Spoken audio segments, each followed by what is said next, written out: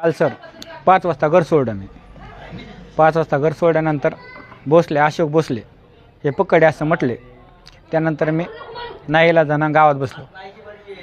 4-5 वाजता कॉल आला. सर असं म्हटले की अशोक भोसले फरार आहेत. नाहीला जायला मी दुकानात बसलो, चहा पिण्यासाठी गेलतो. त्यानंतर त्यांनी मला पकडलं.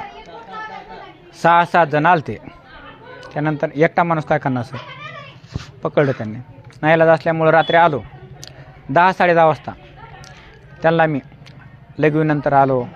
अगर असं गुंगारा देऊन गेले. हां गुंगारा देऊन सर आलो. पुन्हा त्यांचं दुम ठोकले मी सर. 11 वाजता फरार झालो. सकाळी गावकऱ्यांनी सांगितलं, असं सांगितलं जे दूध उत्पादक आहेत त्यांनी सांगितलं की आमच्या शेतामध्ये ते लपून अगं छुपून बसला आहे. त्यानंतर मी सकाळी आलो, लपून बसलो आहे असं सांगितलं.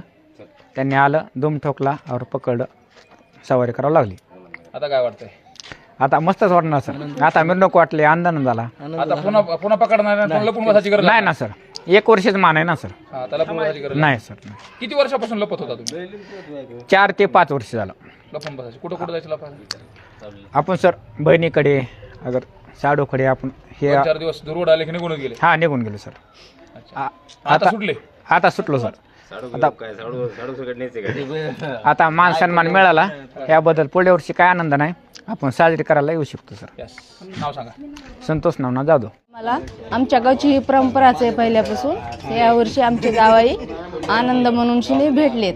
हां आमचे हे जावाई युवाई असे आणतात, मेहुणे पकडून आणतात, हां असे धुरवट करण्याकरता आणतात त्यांना पकडून. हां. हो. यावर्षी कोणते जावाई भेटले आणि कसे कुठं कुठं लपून बसले होते ते आता कसं कुठं शेतात बसले असते लपून. हां हे शेवटचे लहाने जावाई ते. हां. अच्छा.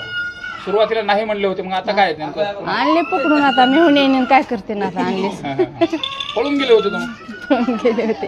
हां. आणले परत, आणले पकडून. आणि